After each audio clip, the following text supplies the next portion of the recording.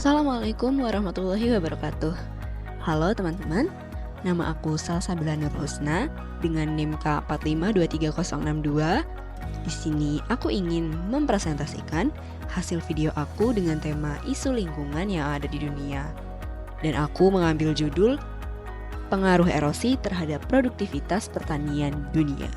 Enjoy the video. Masuk ke pendahuluan.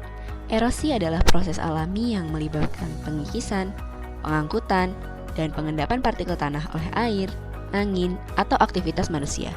Proses ini menyebabkan hilangnya lapisan tanah atas yang kaya akan bahan organik dan nutrisi esensial yang diperlukan untuk pertumbuhan tanaman. Suswana 2022. Kenapa erosi bisa terjadi? Yang pertama ada curah hujan. Air hujan yang kenceng banget bisa bikin tanah jadi terkikis, apalagi di daerah yang miring. Yang kedua ada angin kencang. Di daerah yang kering dan gersang, angin bisa bawa partikel tanah kemana-mana. Yang ketiga ada deforestasi. Kalau pohon-pohon ditebang, akar yang biasanya menahan tanah jadi nggak ada. Alhasil erosi semakin cepat. Yang terakhir ada pembangunan berlebihan. Pembangunan kota yang nggak diatur bisa memperparah erosi tanah. Gimana ya dampak erosi terhadap pertanian? Nah, yang pertama itu ada hilangnya tanah subur, di mana lapisan atas tanah yang kaya akan nutrisi, nitrogen, dan fosfor akan hilang kalau kena erosi. Tanpa lapisan ini, hasil panen otomatis turun dengan drastis. Yang kedua, tanah susah untuk menyimpan air. Tanah yang udah terkikis jadi jelek buat nyimpan air. Ini bikin tanaman kekurangan air, terutama pas musim kemarau. Hasilnya, ya jelas hasil pertaniannya turun. Sedih banget. Next, dampak jangka panjang. Yang pertama, tanah jadi nggak produktif nih. Dalam jangka panjang, tanah yang terus-menerus kena erosi bisa jadi tandus, nggak bisa dipakai buat bertani lagi. Yang kedua, perubahan iklim. Tanah yang terkikis juga berkontribusi ke perubahan iklim karena kemampuan tanah buat menyerap karbon berkurang.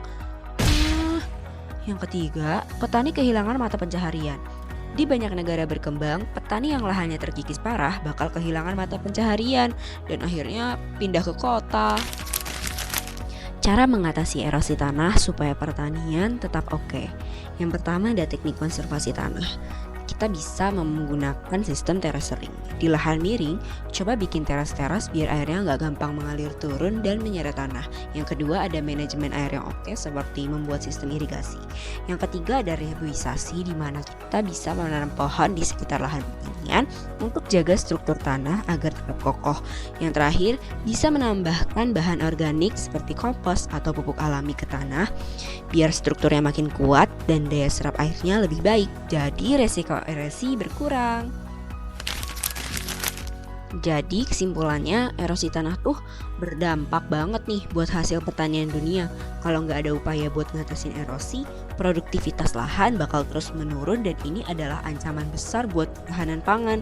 Makanya penting buat jaga kesuburan tanah dan cegah erosi supaya pertanian tetap jalan dan dunia nggak kekurangan pangan. Yeay! Terima kasih yang sudah menonton. Semoga ilmu ini bermanfaat untuk kita semua ya. Wassalamualaikum warahmatullahi wabarakatuh.